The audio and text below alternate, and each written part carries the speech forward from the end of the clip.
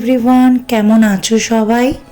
আজকে শুক্রবার, কালকে রাতে বৃষ্টি হওয়ার পর কিন্তু আজকে সকাল থেকে ওয়েদারটা বেশ সুন্দর। এত বৃষ্টি হচ্ছে কিন্তু গরমটা দেখো কিছুতেই কমছে না।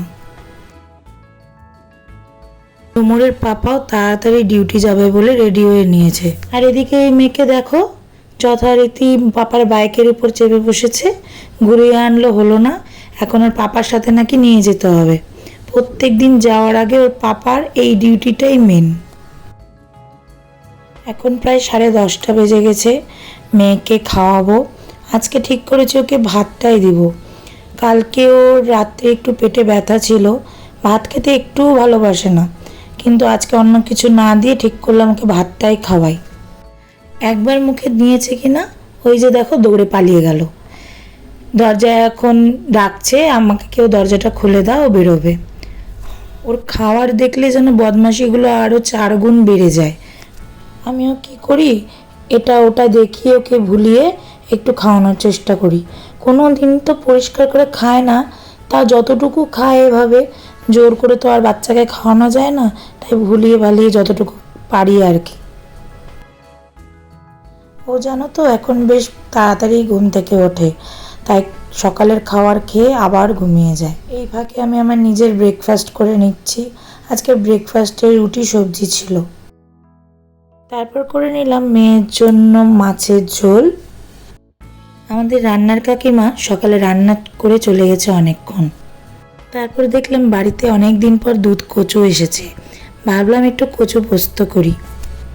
প্রত্যেক দিনই কাকিমা রান্না করে চলে যাওয়ার পর কিছু না কিছু আমি রান্না করেই থাকি। আসলে 8 বছরের অভ্যেস তো, এই কয়দিনে কি আর চলে যায় বলো। কচুগুলোকে এভাবে লম্বা লম্বা করে একটু কেটে একটু নুন দিয়ে হালকা ভাপিয়ে রেখেছিলাম।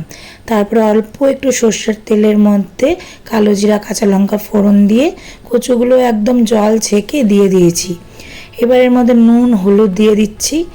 এবার ভালো মতন একটু নেড়ে চেড়ে হালকা ভাজা ভাজা করে নিচ্ছি।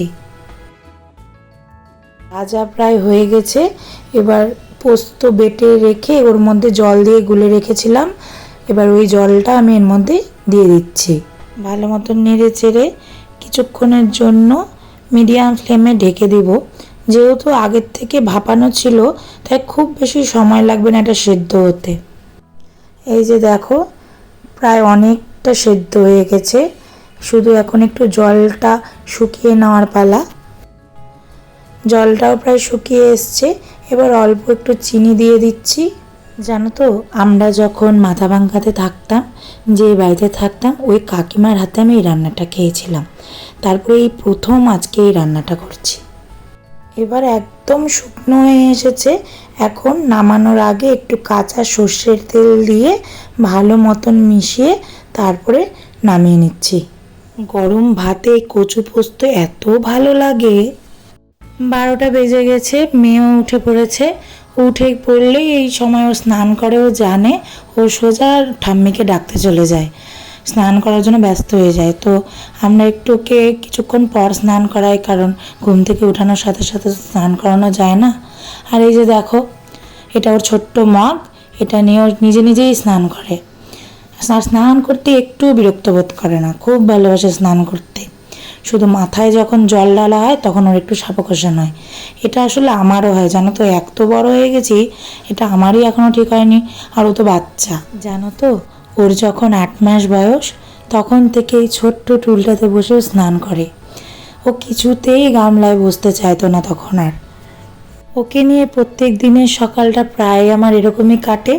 তো আজকের ভিডিওটা তোমাদের কেমন লাগলো অবশ্যই জানিও, আর ভালো লাগলে লাইক কমেন্ট সাবস্ক্রাইব অবশ্যই করে দিও। দেখা হচ্ছে পরের ভিডিওতে।